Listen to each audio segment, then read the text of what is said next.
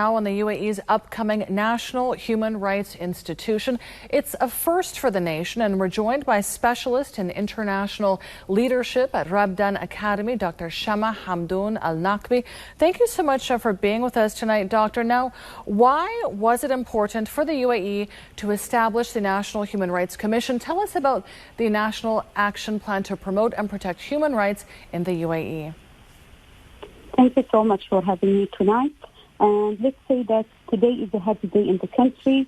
We all received this announcement with joy and happiness. And let's say that this institution will actually crown the effort of the UAE when it comes to the human rights. We have a clear record when it comes to these human rights issues, and it will be like reinforcement. All the study approach that the country has been using or has been following in the previous year. And it will strengthen definitely the human rights today. So it is a very important concept that we really celebrate here in the country. If we are talking about the action plan, that shows the UAE is really will invest a lot in reinforcement, all its great efforts when it comes to human rights.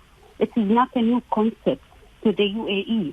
And if you look into the culture of UAE, deep rooted in it, we will see core value that celebrate the human rights. We talk about the values of tolerance, coexistence, dignity, equality, and freedom.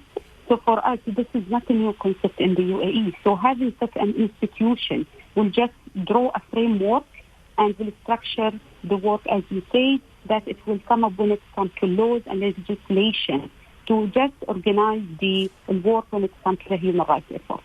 Wonderful. Now, how will the institution promote a culture of human rights and raise public awareness of human rights? It will be mostly the work of the institution, will be helping in drafting relevant laws and legislation to promote such concept to the public and to the people in the UAE. So I think in the future we will see more of media campaigns, we will see more of announcements, we will see more of the new release that promote such concepts.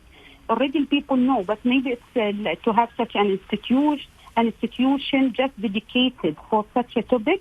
This could be new to people and to how to deal with such an institution.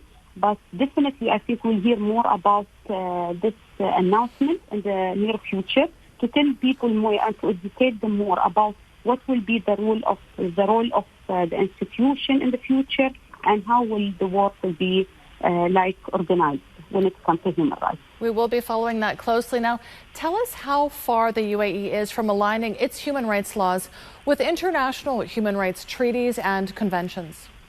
It's just a good question because the establishment of the institution is actually based on the Paris Principle, and it highlights the profound commitment to promote the human rights and partnership. Definitely, it will be with international community through joint efforts and reinforcement to global cooperation in all matters of human rights. So there will be more collaboration from the UAE side with the international organization, the United Nations agency, in matters when it comes to promoting the human rights and to dealing with addressing human rights issues, not only in the region, but globally, inshallah. Dr. Shamma Hamdoon Al Naqbi, thanks so much for joining us tonight.